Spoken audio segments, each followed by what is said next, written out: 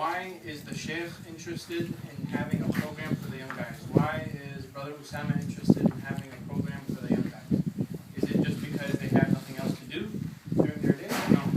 Everyone's busy. They can do work at home. They can spend time with their kids and their families.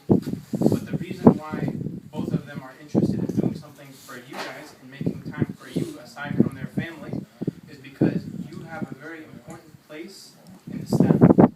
So, what's the greatest example that we learn about young people in the Quran? Can anyone tell me? Awesome. That they're role models and they're the future. Okay, but which example did Allah subhanahu wa ta'ala mention in the Quran? And you've probably heard Sheikh Amr talk about it before. There you go. So why were Ashab al-Kahf important? Because they stood up for the elite people. Okay, what did they believe? They believed in Allah and justice. Okay, you said justice, right? They believed in Allah and justice. What were the people that were around Ashab al-Kahf? What were they doing? They were being unjust. How? They were putting down their beliefs and hiring right now. Okay, right. But specifically, what were they doing? They were worshipping other than Allah subhanahu wa ta'ala, right? And why does Allah subhanahu wa ta'ala mention that specific story? Because the biggest crime in a Muslim's eyes is worshipping other than Allah subhanahu wa ta'ala. What does Allah subhanahu wa ta'ala say, Basil? What does Allah subhanahu wa ta'ala say about shirk in the Quran? It's very, very haram. Like one of the Right. He says, "Inna Allah la yaghfiru an yushraka bihi." Allah subhanahu wa ta'ala doesn't allow and He doesn't forgive for those who associate partners with Him. So the point is, Allah subhanahu wa ta'ala is mentioning these youth, these young people, because they stood up against the biggest injustice, right? And so Allah subhanahu wa ta'ala was saying how He strengthened them with faith because of what they believed in. Okay? So, what are lessons that we can learn about youth? Quick lessons that we can learn. 3 things. You mentioned one of them, yeah, Muhammad. What is it? Standing up for the truth, right?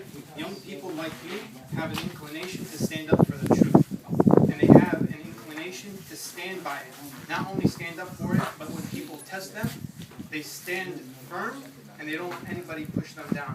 What's also special about the youth? When you look at Rasulullah sallallahu alaihi wasallam, the majority of the people that were around Rasulullah sallallahu alaihi wasallam, how old were they? Yeah. They were very young, right? So Sayyidina Ali radiallahu anhu, maybe 13 years old, give or take a couple of years. Al-Arqam min al-Arqam. So Rasulullah sallallahu alaihi wasallam, this place that everybody used to meet so they could learn Islam. It was the first learning place. It was the first madrasa, first school of Islam. It was in Dar al-Arqam min al-Arqam. How old was he? He was around 7 or 8 years old. Can you believe the Sahabi, 7 or 8 years old? They had a very special place in Islam, and 1400 years later, people still remember them. Because they had an inclination for justice, they stood by it, right? They weren't scared to speak up the truth, and on top of that, they had strong minds, and they had strong bodies. And so those are 3 things that make youth distinct from anybody else, from any other generation. The old people, when they get old, they have business interests, they have certain things, they're very hard in their ways, they don't want to change. But young people still have the ability to adapt and learn and to do things much quicker than older people. So what's the objective of us doing this today? Number 1, just like how many of you right now, mashallah, you probably play 5 or 6 hours a day, or on a weekend you'll go play 5 or 6 hours of soccer, then you'll go swimming. Your bodies are very strong, but our objective also here is to give you a strong soul. You have to have a strong body and a strong soul. Both of them need each other. You can't have one without the other.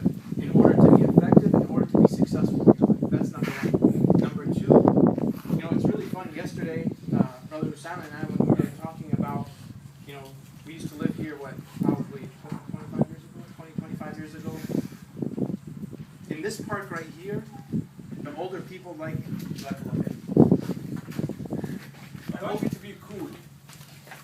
the older people, like Brother Ihab Brother, they used to actually bring us over here. And they used to do barbecues for us, and they used to take us to camps and Olympics and things like that, because they were trying to prepare us for this day. And now that this day has come, we're trying to prepare you for what's to come. Then 20 years from now, 15 years from now, probably all of you are going to be doctors, lawyers, engineers, whatever professional you want to be. It's going to be your turn to do the same thing that we're doing for you.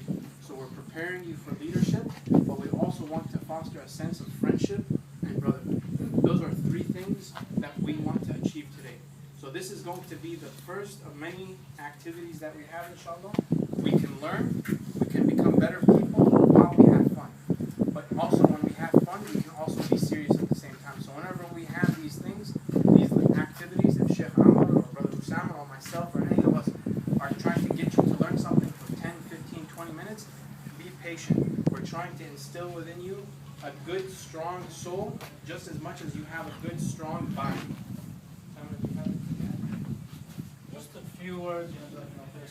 So, you guys are here, of course. We're here to have fun, but also take advantage of our time. And you guys need to remember, don't think like, oh, we're young, we'll do this stuff when we're older. The time goes fast. I mean, you won't realize it until you're our age. You go, wow. You'll be giving the same talk, inshallah, 15, 20 years from now. Just remember, leaders in Islam, Osama bin Zayd, you've led the whole army. He was a teenager like you guys. So don't think that, oh, we're young, we're not capable. Take advantage of this time while you guys are young. Learn as much as you can from, your parents who have been through it, your older brothers and things. So take advantage of your time, because once the time is gone, it's never coming back. Okay? That's really the main point. We want you guys to have fun, but also think about the point and the purpose of why we're here. We want to make you guys into the next leaders. You guys are the foundation. Once our parents are gone, it's up to us. I still consider myself youth too, so it's really up to us to carry on the torch of Islam and do it. So you guys have fun today, enjoy yourselves. We want to make sure no cussing, no swearing, guys, teamwork. We're going to have good competitiveness, but all in good fun. Okay? So everybody enjoy yourself, inshallah. We need to divide ourselves into 4 teams. 2 teams. How many?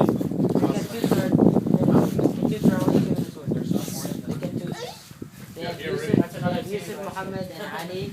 Just count And Ahmed and Ahmad, that is 5 and Musa. So maybe we can do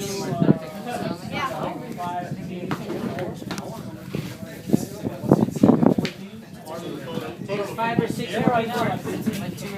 Sure. Yeah, I'm